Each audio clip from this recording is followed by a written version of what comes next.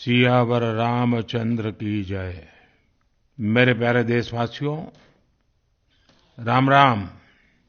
जीवन के कुछ क्षण ईश्वरीय आशीर्वाद की वजह से ही यथार्थ में बदलते हैं।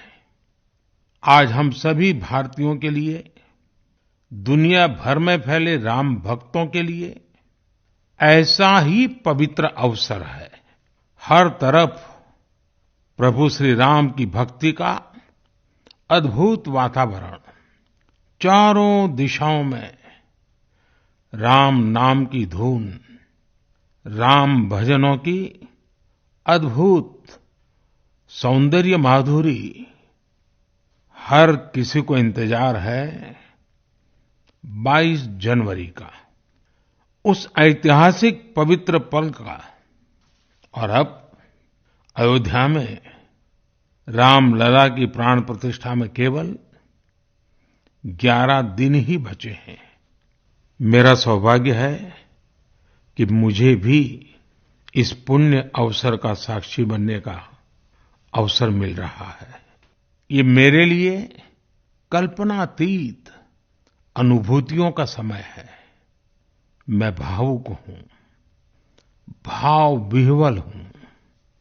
मैं पहली बार जीवन में इस तरह के मनोभाव से गुजर रहा हूँ। मैं एक अलग ही भाव भक्ति की अनुभूति कर रहा हूँ। मेरे अंतर मन की ये भाव यात्रा मेरे लिए अभिव्यक्ति का नहीं, अनुभूति का अवसर है। चाहते हुए भी मैं इसकी गहनता, व्यापकता और तीव्रता को शब्दों में बांध नहीं पा रहा हूँ। आप भी भलीभांति मेरी स्थिति समझ सकते हैं। जिस स्वप्न को अनेकों पीढ़ियों ने वर्षों तक एक संकल्प की तरह अपने हृदय में जिया, मुझे उसकी सिद्धि के समय उपस्थित होने का सौभाग्य मिला है। प्रभु ने मुझे सभी भारतवासियों का प्रतिनिधित्व करने का निमित्त बनाया है। निमित्त मात्रम भव सव्यसाचिन। ये एक बहुत बड़ी जिम्मेदारी है। जैसा हमारे शास्त्रों में भी कहा गया है, हमें ईश्वर के यज्ञ के लिए, आराधना के लिए स्वयं में भी दैवीय चेतना जागृत करनी होती है। इसके लिए शास्त्रों में व्रत और कठोर नियम बताए गए हैं, जिन्हें प्राण प्रतिष्ठा से पहले पालन करना होता है। इसलिए आध्यात्मिक यात्रा की कुछ तपस्वी आत्माओं और महापुरुषों से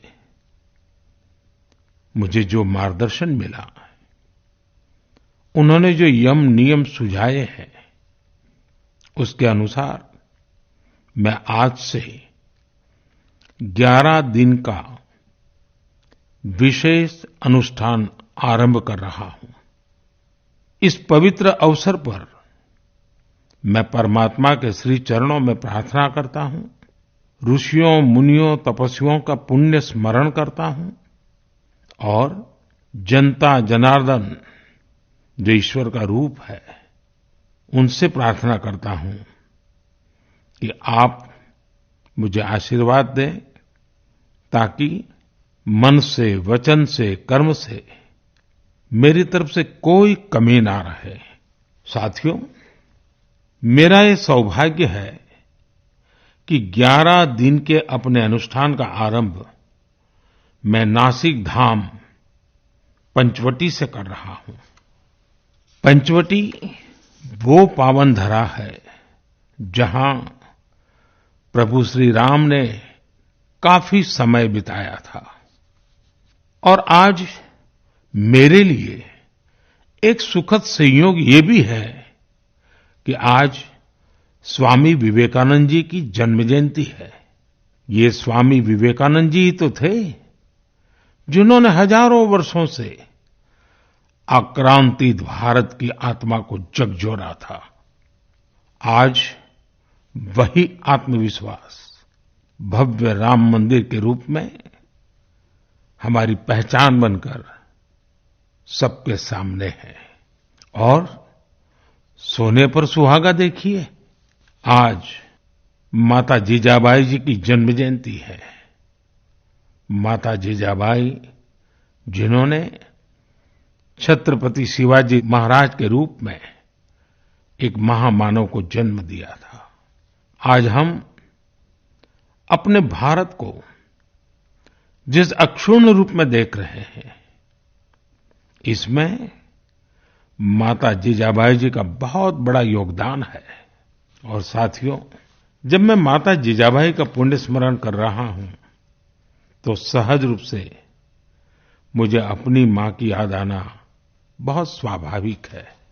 मेरी मां जीवन के अंत तक माला जपते हुए सीताराम का ही नाम भजा करती थी। साथियों, प्राण प्रतिष्ठा की मंगल घड़ी, चराचर सृष्टि का वो चैतन्य पल, आध्यात्मिक अनुभूति का वो अवसर, गर्भगृह में उस पल क्या कुछ नहीं होगा। साथियों, शरीर के रूप में तो मैं उस पवित्र पल का साक्षी बनूंगा ही, लेकिन मेरे मन में, मेरे हृदय के हर स्पंदन में 140 करोड़ भारतीय मेरे साथ होंगे। आप मेरे साथ होंगे, हर राम भक्त मेरे साथ होगा और वो चैतन्य पल हम सबकी साझी अनुभूति होगी। मैं अपने साथ राम मंदिर के लिए अपने जीवन को समर्पित करने वाले अनगिनत व्यक्तित्वों की प्रेरणा लेकर जाऊंगा। त्याग तपस्या की वो मूर्तियां, 500 साल का धैर्य, दीर्घ धैर्य का वो काल, अनगिनत त्याग और तपस्या की घटनाएं, दानियों की, बलिदानियों की गाथाएं, कितने ही लोग हैं जिनके नाम तक कोई नहीं जानता, लेकिन जिनके जीवन का एकमात्र ध्येय रहा है भव्य राम मंदिर का निर्माण। ऐसे असंख्य लोगों की स्मृतियां मेरे साथ होगी।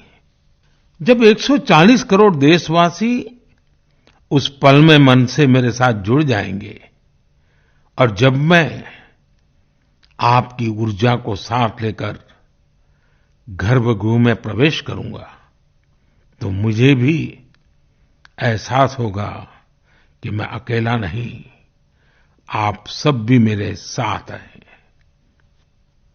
साथियों, ये 11 दिन व्यक्तिगत रूप से मेरे यम नियम तो है ही, लेकिन मेरे भाव विश्व में आप सब समाहित है। मेरी प्रार्थना है कि आप भी मन से मेरे साथ जुड़े रहें।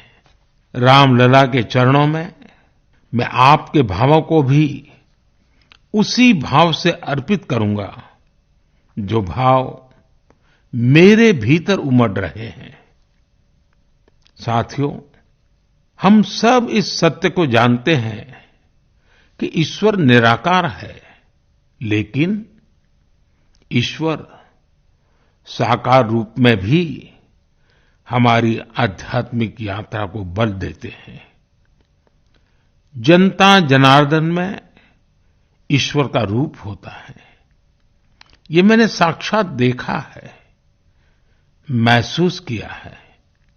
लेकिन जब ईश्वर रूपी वही जनता शब्दों में अपनी भावनाएं प्रकट करती है, आशीर्वाद देती है, तो मुझ में भी नई ऊर्जा का संचार होता है। आज मुझे आपके आशीर्वाद की आवश्यकता है, इसलिए मेरी प्रार्थना है कि शब्दों में, लिखित में अपनी भावनाएं जरूर प्रकट करें मुझे आशीर्वाद जरूर दें। आपके आशीर्वाद का एक एक शब्द मेरे लिए शब्द नहीं, मंत्र है। मंत्र की शक्ति के तौर पर वो अवश्य काम करेगा। आप अपने शब्दों को, अपने भावों को नमो ऐप के माध्यम से सीधे मुझ तक पहुंचा सकते हैं। आइए हम सब प्रभु श्री राम की भक्ति में डूब जाएं। इसी भाव के साथ आप सभी राम भक्तों को कोटि-कोटि नमन। जय सिया राम, जय सिया राम, जय सिया राम।